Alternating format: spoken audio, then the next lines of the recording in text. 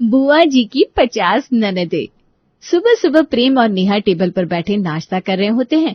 तभी अपनी बहू की खाली प्लेट देखकर सोफे पर बैठा महेश अपनी बीवी सुजाता को आवाज लगाते हुए कहता है, अरे सुजाता जी, कितनी देर? बहू के प्लेट का पराठा खत्म हुए 5 मिनट हो गए। बहू तो मुंह खोलकर सामने से मांगेगी नहीं, आप तो लेकर आइए। ये सुनते ही सुजाता रसोई से आवाज लगाती है, हाँ जी अभी आई। सुजाता अपनी बहू नेहा को परोसने के लिए फौरन गर्मा गर्म पराठा लेकर बाहर आती है और नेहा के प्लेट में रखते हुए कहती है, बताइए, मैंने तो पराठे बनाकर रखे थे। मुझे लगा जैसे बहू कहेगी मैं पराठा लेकर आ जाऊंगी, वरना एक बार में ज्यादा पराठे प्लेट में रखने से ये होता है ना कि पंखे से पराठा ठंडा हो जाता है, और पराठों का मजा तो गर्मा गर्म खाने में ही है। आप इतना भी मत कीजिए ना मम्मी जी, आप मुझे शर्मिंदा कर रही हैं। अरे इसमें क्या शर्मिंदा बहू, घर पर रहकर तूने भी कम सेवा नहीं की हमारी, और जब मैं प्रेम के लिए पराठे बना सकती हूँ, उसे बिठाकर खिला सकती हूँ, तो तुझे क्यों नहीं है? ऐसे बहू का शर्माना समझ में आता है, पर प्रेम तूने क्या मुंह में दही जमा कर रखी है? बोल देता कि पराठे खत्म हो गए। हाँ बस मचा दो भोकाल, घूम फिर कर हमें बजाना नहीं भूलती तुम अम्मा। भूलो मत, तुम्हारी इस बहू को इस घर में हम ही लेकर आए थे। और अच्छा है चुप है, जिस दिन ये बोलने लगी ना उस दिन तुम ही कहोगी तुम्हारी लाई हुई टीवी ज्यादा आवाज करती है, चैनल बदल कर प्रवचन पर स्विच लगा दे। खा बहू, पेट भर कर खा, आज इतने दिनों बाद तुम फिर से ऑफिस जाने वाली हो। मुझे तो समझ में नहीं आ रहा मम्मी जी कि ये डिसीजन ठीक है, मतलब अभी भी आई एम नॉट श्योर। ऐसा होता है बेटा, जब गर्मी की छुट्टियों के बाद फिर से स्कूल खुलते हैं ना तो बच्चे भी स्कूल जाना नहीं चाहते। तो तूने तो पूरे 3 साल की छुट्टी ली थी बहू। विनायक की फिक्र मत कर, विनायक के साथ मैं हूँ, तेरी सास है, हम मिलकर संभाल लेंगे हमारे पोते को। तू आराम से ऑफिस जा। और आए दिन जो मेहमान आते रहते हैं पापा जी, हमारे यहाँ तो वर्किंग बहू को कितने ताने मिलते हैं, ये तो आपसे छिपा नहीं है। तो शादी के बाद भी तो तुम काम कर रही थी, किसी को खबर लगने दी क्या हमने? क्यों टेंशन लेती हो? लोगों की सुनना छोड़ो, जब तुम्हारे सास ससुर तुम्हारे साथ है तो फिर किस बात की टेंशन। ये लो मिठाई खाओ और अपने ऑफिस के बारे में सोचो। नया ऑफिस, नए दोस्त, हाय हाय मैडम के तो ठाठ है भाई। आज अपनी डिलीवरी के पूरे 2 साल के बाद नेहा फिर से ऑफिस जा रही थी, और वो भी इसलिए हो पा रहा था क्योंकि उसकी सास रसोई संभालने को तैयार थी और उसके ससुर उसके बेटे को। ऑटो रिक्शा में अपने ऑफिस जा रही नेहा अपनी माँ को फोन मिलाती है। कभी कभी तो लगता है कि मैंने पिछले जन्म में सोना दान किया था मम्मी, जो ऐसा ससुराल मिला है मुझे। एक तुम थी जो उंगलियों पर मार मार कर मुझे पराठे बनाना सिखाती थी, और एक मेरी सास है जो खुद मुझे पराठे बना बना कर खिलाती हैं।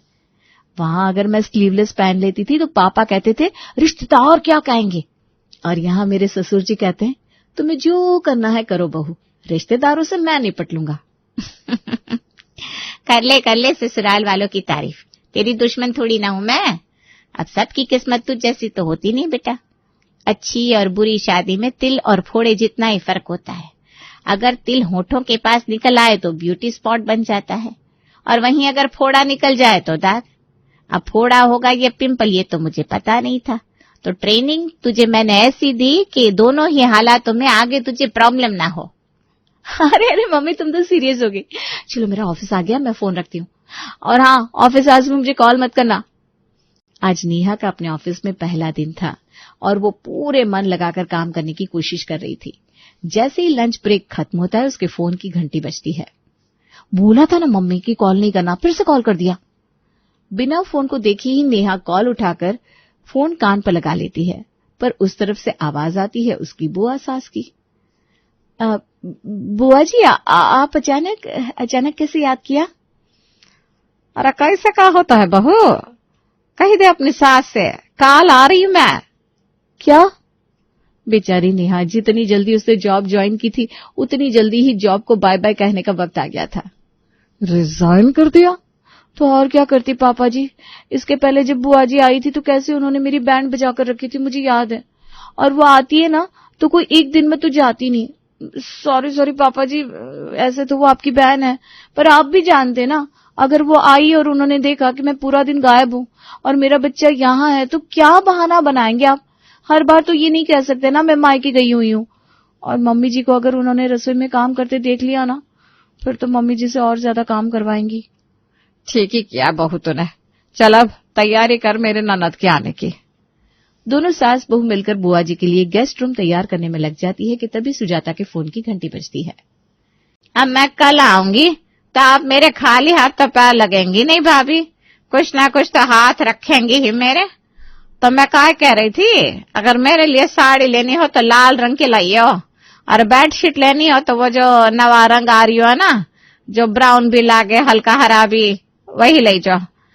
वो क्या है ना, मैंने अभी अपने कमरे में पेस्टल कलर करायो है, तो साथ में सही जाएगा।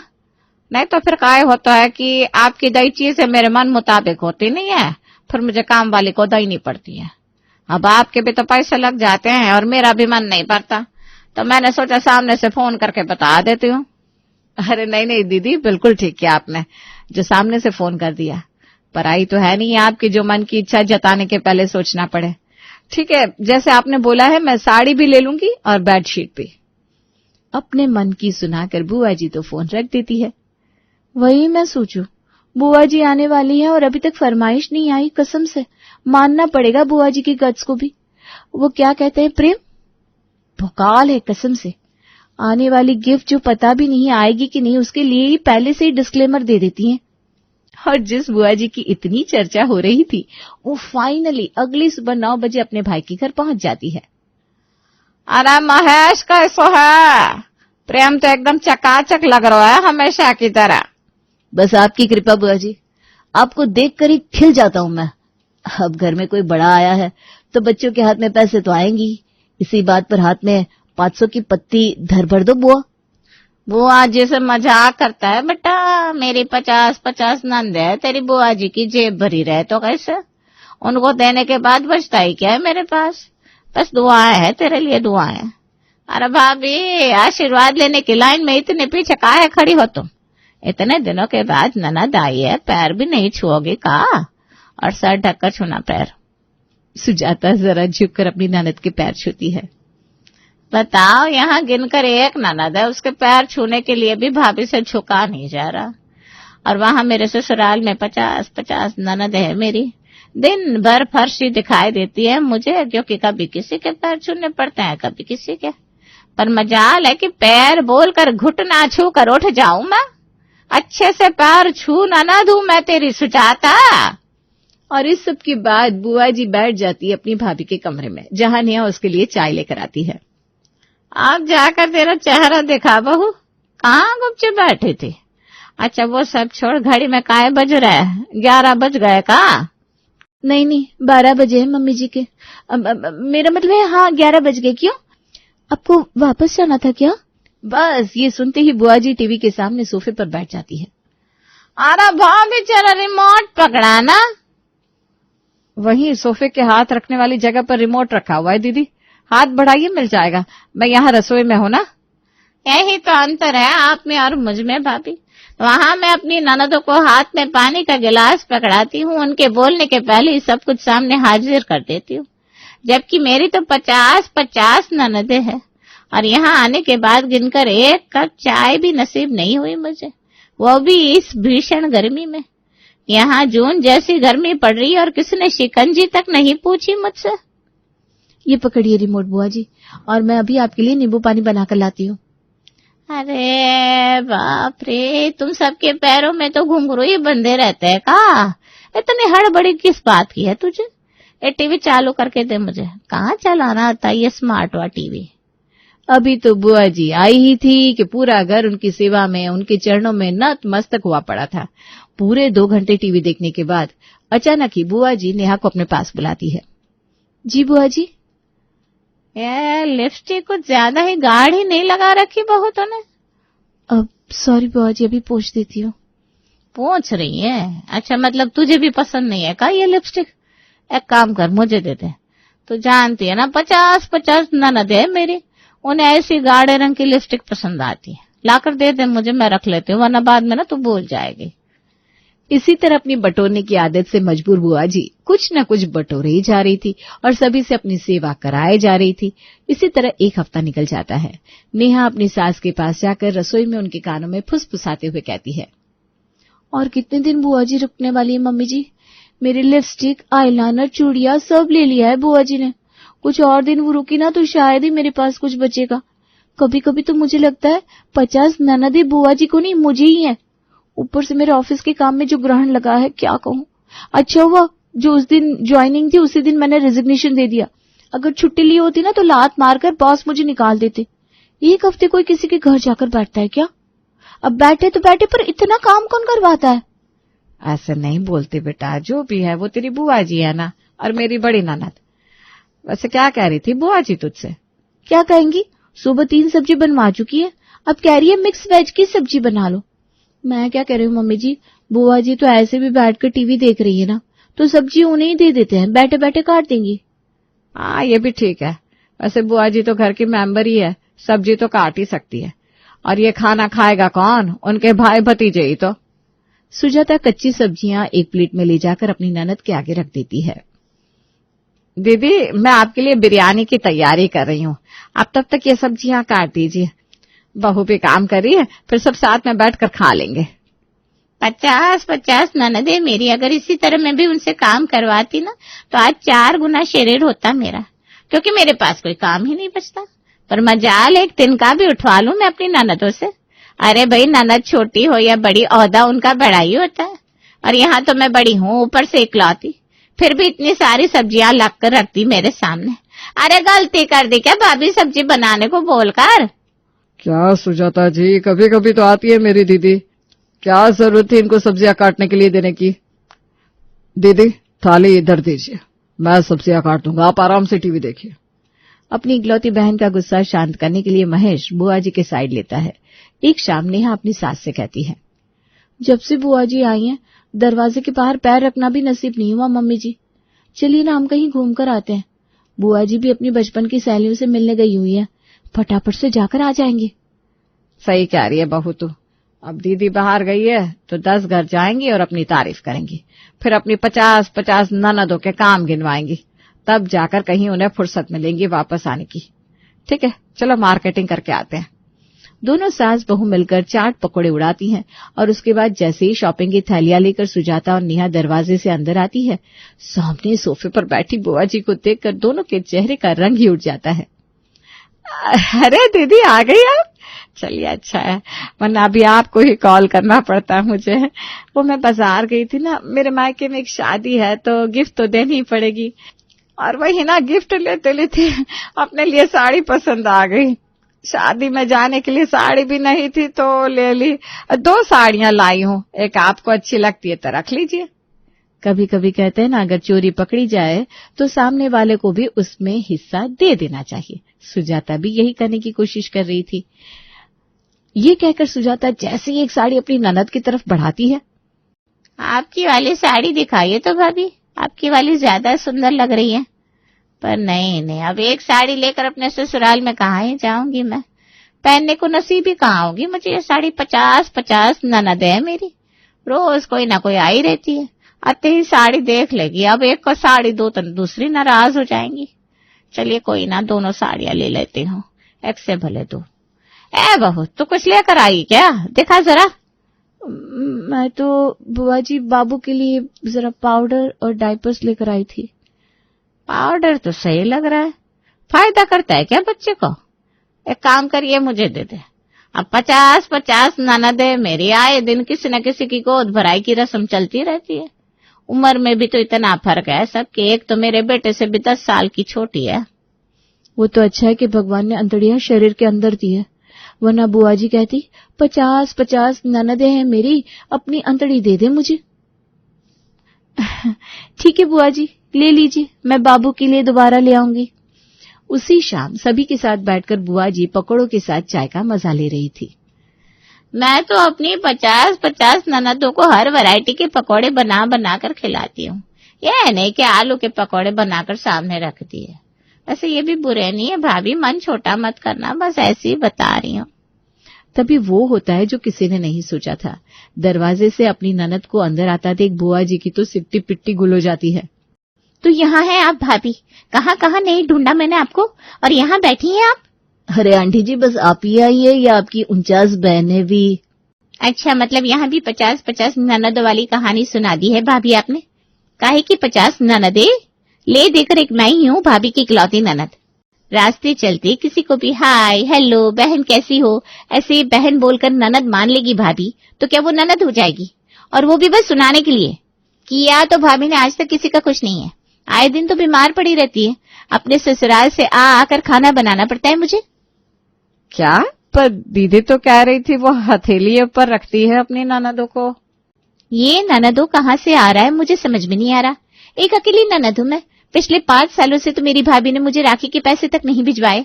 ये क्या जी हजूरी करेगी मेरी? उल्टा ऐसे नियम बनाकर रखा है कि घर पर ननद आएगी तो खाली हाथ नहीं आएगी, वरना अपशगुन हो जाएगा। जब भी आती हूँ तो इतना लेकर आती हूँ मैं कि क्या बोलूं, और जाते वक्त ना खाली हाथ जाना पड़ता है मुझे। आज तो आपकी बहुत ज्यादा इंसल्ट हो गई बुआ जी। मुझे नहीं पता था मुझसे भी ज्यादा झूठ बोलने में तेज हैं आप। कसम से भुकाल मचा दिया आंटी जी ने आकर, समाव बांध दी। और बोलिए ना आंटी जी। करेगा बदमाशी तू। दीदी आप दरवाजे पर क्यों खड़ी? आइए बैठिए। बुआ जी आपकी ननद आई है, और ननद का ओहदा तो रिश्ते में बड़ा होता है। जाकर जरा झुककर पैर छुए ना अपनी ननद के। ये झुकेगी? अरे फोन भी इसका नीचे गिरता है तो मैं उठा कर देती हूँ। यहीं जमे रहने का इरादा है क्या भाभी? अपनी तशरीफ उठाइए और चलिए मेरे साथ। बुआ जी तो आज बुरी तरह से शर्मसार हो गई थी, पर कुछ लोग अपनी आदत से मजबूर होते हैं। वो कहते हैं ना, चमड़ी जाए पर दमड़ी ना जाए। निकलते निकलते भी बुआ जी टेबल पर पड़ी साड़ी अपने पल्लू में डालकर निकलने लगती है। सुना नहीं क्या दीदी आपने? ननद घर से खाली हाथ जानी चाहिए, वरना अपशगुन हो जाता है। साड़ी रख कर जाइए दीदी। आप अपने भाई का अपशगुन थोड़ी ना करना चाहेंगे। यूं तो हर घर में सास बहू की चिकचिकबाजी होती ही रहती है, लेकिन क्या हो जब एक घर में सास बहू के अलावा घर के मर्दों में भी लड़ाई हो? चलिए जानते हैं। नीलम अपने छोटे से परिवार के साथ रहा करती थी, जिसमें उसकी बहू सौम्या, बड़ा बेटा राजीव और छोटा बेटा वरुण रहते थे। ऐसे ही एक दिन सभी एक साथ बैठकर खाना खा रहे थे, तभी नीलम वरुण की शादी की बात छेड़ती है। राजीव, मैं क्या सोच रही थी कि अब वरुण की अच्छी नौकरी भी लग गई है, वो अच्छा कमाता है। तेरी शादी हो रखी है, साथ ही अब मेरी उम्र भी बढ़ती जा रही है। हाँ माँ मैं जानता हूँ, लेकिन आप ये सब क्यों बोल रही हो? अरे इसलिए क्योंकि मैं चाहती हूँ कि वरुण की शादी समय से हो जाए। देख वरुण, मैंने एक लड़की देखी है, पूजा नाम है उसका। लड़की बहुत अच्छी है, एक बार तू भी देख ले। तुझे पसंद आ जाएगी तो मैं बात आगे बढ़ाऊंगी। लेकिन माँ मैं अभी शादी नहीं करना चाहता, अभी तो मुझे बहुत कुछ करना है। देवर जी, आप वो चीज शादी के बाद भी तो कर सकते हैं ना। वैसे भी अगर लड़की अच्छी हो तो हर मुश्किल चीज आसान हो जाती है। लेकिन भाभी अभी हमारा घर भी नहीं है, अगर मैं शादी करता हूँ तो। अरे तो क्या, और घर में दिक्कत क्या है जो तू शादी के लिए मना कर रहा है? टॉयलेट भैया, बाथरूम। हमारे घर में सिर्फ एक ही टॉयलेट है, और मैं नहीं चाहता कि मेरी वाइफ जो भी आएगी उसको टॉयलेट की दिक्कत का सामना करना पड़े, जैसे भाभी करती हैं। वरुण की ऐसी बात सुनकर अब सब चुप हो जाते हैं और कोई कुछ नहीं कहता। लेकिन तभी सौम्या अपने देवर से कहती है, देवर जी मुझे कोई दिक्कत नहीं होती। देखिए मैं सुबह जल्दी उठ जाती हूँ और आपकी वाइफ को भी कोई परेशानी नहीं होगी। भाभी, माँ, भैया, वैसे तो मैं यहाँ से जाने की सोच रहा था, लेकिन आप लोग के यहीं पर रहने की जिद कर रहे हैं। जहाँ तूने अपना बचपन गुजारा है तो वहां से जाना चाहता है छोटे? भैया ये जगह सही नहीं है, यहाँ का माहौल और भी बहुत कुछ है जो अच्छा नहीं है। हम यहाँ से कहीं नहीं जाएंगे, बस अब इस बात पर और बहस नहीं होगी। ठीक है, मैं यहाँ से कभी नहीं जाऊंगा, लेकिन मैं अपने कमरे में एक टॉयलेट बनवाऊंगा, और इस चीज के लिए आप मुझे नहीं रोकेंगे भैया। माँ, अब लड़की को शादी के लिए हाँ कर दीजिए। नहीं नहीं नहीं, इस घर में दूसरा टॉयलेट नहीं बनेगा। इस घर को घर रहने दो, सरकारी शौचालय मत बनाओ, एक टॉयलेट बहुत है। तो ठीक है, जब तक इस घर में टॉयलेट नहीं बनेगा तब तक मैं शादी नहीं करूंगा। अरे वरुण, जिद पर मत अड़ जा। इस घर में दूसरा टॉयलेट नहीं बनेगा। इस घर में नहीं बनेगा, लेकिन मेरे कमरे में तो बनेगा ना टॉयलेट। अब तो मेरे कमरे में बना कर रहूंगा। दोनों भाइयों की लड़ाई देख नीलम राजीव को ही समझाती है। अरे राजीव मान जाना, क्यों इस घर में बहस कर रहे हो तुम दोनों? नीलम की बात सुनकर राजीव कुछ नहीं बोलता। नीलम वरुण की बात मान जाती है और इस तरह वरुण शादी के लिए मान जाता है और अपने कमरे में टॉयलेट भी बनवा लेता है। समय गुजरता है, गुजरते समय के साथ अब वरुण और पूजा की शादी भी हो जाती है। शादी के बाद पूजा अपने घर को काफी अच्छे से संभालती है। सब कुछ अच्छा चल रहा था, पर एक दिन सौम्या अपने कमरे में लेटी अपना फोन चला रही थी, तभी उसकी दीवार से कुछ रेत उसके फोन और सर पर गिरती है। हाँ? मेरे कमरे में ये रेत कहाँ से गिर रही है? सौम्या पलट कर देखती है तो अपनी दीवार पर सीलन देखती है। सीलन की वजह से ही उसकी दीवार की परत टूटकर उसके ऊपर गिरी थी। ये सीलन कहाँ से आ रही है? आज से पहले तो सीलन कभी नहीं आई। सौम्या उस सीलन की शुरुआत देखती है और वो देखती है कि सीलन ऊपर छत से आ रही है और उसके ऊपर वाला कमरा उसके देवर का था। ये सीलन तो देवर जी के कमरे से आ रही है। कहीं ऐसा तो नहीं कि देवर जी का टॉयलेट लीक हो रहा है? जो भी है, एक बार ऊपर जाकर पूजा से बात करनी पड़ेगी। इतना बोलकर सौम्या पूजा के कमरे में जाती है, जहाँ वो पूजा से बात करती है। पूजा, तुम्हारा टॉयलेट लीक हो रहा है क्या? हाँ भाभी, वो क्या है ना, पता नहीं कैसे टॉयलेट का नल टपक रहा है, जिस वजह से पूरा टॉयलेट गिला है। मैंने वरुण जी को कहा है शाम को वो प्लम्बर साथ में लेकर आएंगे। वैसे आपको कैसे पता चला कि मेरा बाथरूम? क्योंकि मेरे कमरे में सीलन आ रही है और ये सीलन तुम्हारे टॉयलेट की तरफ से आ रही है, इसीलिए तो तुमसे बात करने आ गई। वैसे वरुण को बोल देना समय से ठीक करवा दे। अगर ये सीलन बढ़ती गई तो तुम्हारे जेठ जी बहुत गुस्सा करेंगे, क्योंकि जब वरुण टॉयलेट की जिद कर रहा था तब इस घर में पहले भी एक बार बहस हो रखी है। आप चिंता मत कीजिए, मैं हूं ना, मैं वरुण को बोलकर सब ठीक करवा दूंगी। पूजा और सौम्या अब अपनी सास के पास जाते हैं और अपना समय अपनी सास के साथ बिताते हैं। देर शाम जब राजीव घर आता है तो उसकी नजर कमरे में आई हुई सीलन पर पड़ जाती है। सौम्या कहाँ? अंदर तो आना जरा। राजीव की ऐसे गुस्से वाली आवाज सुनकर तुरंत सौम्या अपने कमरे में जाती है। क्या हुआ जी, आप इतना गुस्सा क्यों कर रहे हो? ये सीलन कहाँ से आ रही है? ना तो बारिश हुई है ना हमारा छत टपकता है, तो फिर ये सीलन कैसे? अब वो पूजा का टॉयलेट लीक कर रहा है। पूजा ने कहा है कि आज शाम ठीक हो जाएगा।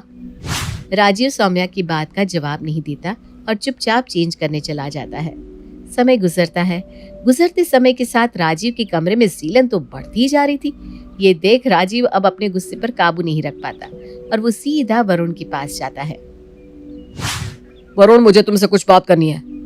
हाँ भैया बोलिए ना। ऐसा नहीं, तुम मेरे साथ चलो। राजीव वरुण का हाथ पकड़कर उसे अपने कमरे में ले आता है और अपने कमरे की सीलन दिखाते हुए कहता है, ये सीलन देख रहा है? अरे तेरे टॉयलेट ने मेरे कमरे की धज्जियां उड़ा कर रख दिया है। बहुत दिनों से शांत हूँ, लेकिन अब बर्दाश्त से बाहर हो गया है। अब तू बता इसका क्या करना चाहिए? लेकिन मैंने तो नल ठीक करवा दिया है, उसके बाद भी सीलन। अरे कमरे के अंदर टॉयलेट बनवाएगा तो क्या होगा? खुद तो आराम से रह रहा है। जिसको दिक्कत हो रही है उसी को पता है कि वो अपना काम कैसे करता है। अरे अभी मैं ऑफिस का काम कर रहा था, लेकिन ये दीवार झड़कर नीचे गिर गई। अब बता मैं क्या करूं? अरे भैया, इसमें इतना गुस्सा होने वाली कौन सी बात है? अगर आपको काम करना है तो आप कहीं भी कर सकते हैं। हॉल है, माँ का कमरा है, मेरा कमरा है। मुझे जगह जगह जाकर अपना काम करने की आदत नहीं है। मुझसे मेरे ही कमरे में काम होता है। राजीव की ऐसी बात सुनकर वरुण राजीव की बात को इग्नोर करता है और वहां से अपने कमरे में चला जाता है। वरुण टॉयलेट में जाकर ये चेक करता है कि आखिर सीलन आ कहाँ से रही है, लेकिन उसे कुछ भी पता नहीं चलता। समय बीतता है और बीतते समय के साथ अब नीलम के दोनों बेटों के बीच रोज लड़ाइयाँ होने लगी थी। इन लड़ाई को देखकर घर की औरतें भी काफी परेशान हो जाती है। ऐसे ही एक दिन राजीव और वरुण के बीच लड़ाई हो रही थी, तभी पूजा अपनी सास के पास आती है। माँ जी, मैंने अक्सर सास, बहू, देवरानी, जेठानी में ऐसी लड़ाइयाँ होती देखी है, लेकिन मैं पहली बार इनके बीच में देख रही हूँ। हमें इनकी लड़ाई सुलझाने के लिए कुछ तो करना पड़ेगा। हाँ माँ जी, पूजा बिल्कुल सही कह रही है। अगर हमें इस घर में शांति चाहिए तो हमें इनका सोल्यूशन तो निकालना ही पड़ेगा। अरे वही तो मुझे समझ में नहीं आ रहा, आखिर इन सबको मैं क्या करूं जो ये दोनों इस तरह लड़ना बंद कर दे। आइडिया माँ जी। दीदी, मैं इन दोनों की लड़ाई में कूद रही हूँ, बीच में आप दोनों अपनी अपनी राय देना, ठीक है? इतना बोलकर पूजा उन दोनों की लड़ाई में घुस जाती है। भैया, आप वरुण पर इतना गुस्सा क्यों कर रहे हैं? अरे जब पहले सीलन हुई थी तो इन्होंने ठीक करवा तो दी थी, उसके बाद भी आप इन्हीं बोल रहे हैं। देखो पूजा, हम दोनों भाइयों के बीच में तुम बताओ, समझी? ऐसे कैसे ना हो? अरे आप मेरे पति के लिए ऐसे शब्दों का इस्तेमाल कर रहे हैं और मैं चुपचाप सुनती रहूं? अगर नहीं सुनना तो मत सुनो, लेकिन अपनी हरकत सुधार लो, समझी? तुम लोगों की वजह से हम लोगों को परेशानी हो रही है। इस तरह घर में सब एक दूसरे से लड़ जाते हैं तभी बीच में नीलम कहती है, अरे बस भी करो तुम चारों, जब देखो लड़ते रहते हो। हर घर में लड़ाई होती है लेकिन कोई भी तुम लोगों के जैसे नहीं लड़ता। अरे टॉयलेट ना हुआ, जान की आफत आन पड़ी है। वरुण, तेरे बाथरूम की वजह से राजीव के कमरे में सीलन आ गई है, इसलिए उसके कमरे को ठीक करवाने का काम भी तेरा है, और साथ ही तुझे अपना टॉयलेट भी मेंटेन करना पड़ेगा। अब अगर किसी ने कोई भी बहाना लेकर लड़ने की कोशिश की तो मुझसे बुरा कोई नहीं होगा। नीलम के गुस्से के आगे सब चुप हो जाते हैं, और होता भी कुछ वैसा ही है जैसा नीलम कहती है। और इस तरह अब सब शांत हो जाता है। वरुण भी अब अपने भाई का कमरा ठीक करवा देता है और अपने टॉयलेट को मेंटेन करने लगता है। इस तरह फिर कभी उन भाइयों में लड़ाई नहीं होती, और आखिरकार पूजा का आइडिया काम आ ही जाता है, जिसके बाद अब सब सुकून से रहते हैं। किसी की वजह से अगर कोई काम रुकता ही चला जाता है तो लोग उसे पनौती कहने लगते हैं। अरे आज हम लोगों की जूस की फैक्ट्री का माल ट्रक में लद कर शहर जा रहा है, डिलीवरी होते ही पेमेंट भी आ जाएगी। लाखों रुपए का माल है। लेकिन थोड़ी ही देर में रितु का पति दौड़ता हुआ आता है। पिताजी, वो जूस से भरा ट्रक पलट गया, सारा जूस पास की नाली में बह गया। हे भगवान, तेरी शादी के बाद ये पहली बार ऐसा हुआ है। मैं तो बोल ही रहा था कि इस लड़की की कुंडली बनवा लो, देखा आए दिन नुकसान। बेचारी रितु पर्दे के पीछे से ससुर की बात सुन रही थी, लेकिन करती भी तो क्या, कहती भी तो क्या। अरे रितु, क्यों उदास होती हो?